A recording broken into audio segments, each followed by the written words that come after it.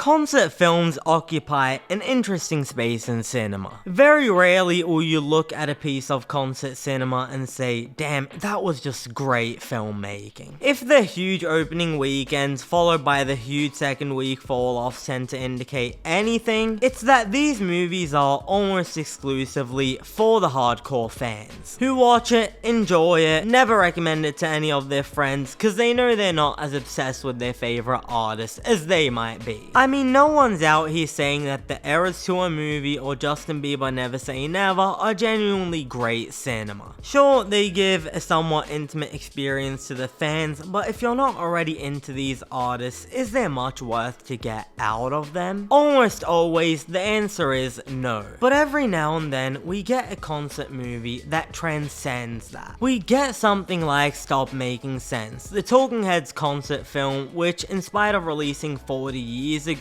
still leaves quite an impression on film circles. That was a movie that serves as a time capsule that truly captures one very unique band performing on a very unique set of nights, crystallizing the amazing talent of Talking Heads for generations to come. We can't say that about many concert films, but we can say it about Stop Making Sense, and now we can say it about Hit Me Hard and Soft. The tour live in 3D. The new Billie Eilish film, which she co-directed with none other than a little small-time director by the name of James Cameron. A truly great piece of filmmaking that could have been on the level of Stop Making Sense if not for one pretty glaring flaw. A concert film can be a beautiful thing when it can teleport you to a different time and place. When you feel like you can truly feel and smell and see what it would have felt to be at that concert on that day. And Hit Me Hard and Soft does that almost as good as any concert film I've ever seen. 3D was all the craze in the late 2000s, but since then it's become a bit of a laughing stock. That gimmick that came and went that in reality doesn't truly immerse an audience in the story being told. But every now and then you get a 3D movie that reminds you of what this technology can really do in great hands. And when it comes to 3D, there's truly no better hands you could ask for than those of James Cameron.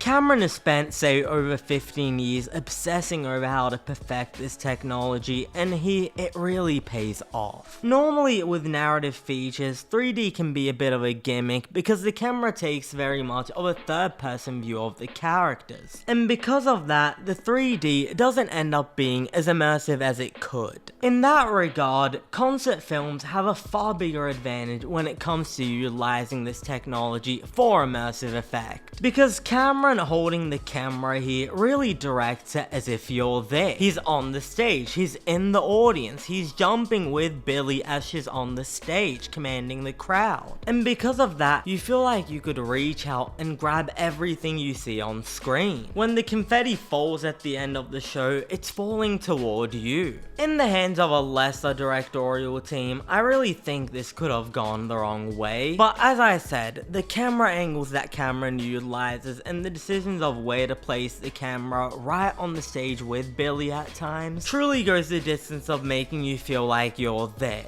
Anytime the movie is just putting the camera right in the center of the action and letting the show play out, it's just great. And that's about 80% of the movie. I just wish it were 100. While the majority of the movie is a concert film in the truest sense of the word, the other 25% or so is more of a conventional tour documentary, where we get backstage footage of James Cameron interviewing Billie about her shows, her vision, her fans, and a variety of related topics. As a big Billie Eilish fan, I feel like those moments were made for me, yet I feel like the movie would have sang way more without them. This movie is truly at its best when it's immersing you inside the concert, not when people are talking about the concert. Anytime we're inside the venue, we're immersed, we can feel what the room felt that day. And anytime we're backstage with Billie and Cameron, the movie grinds to a halt. Really, this could have been the Mad Max Fury Road of concert films, a non-stop immersive ride, yet they just felt the need to put in these little interludes which ultimately don't service the film much. It's a lot of typical fans explaining why they love Billie Eilish stuff, and even for someone like me who,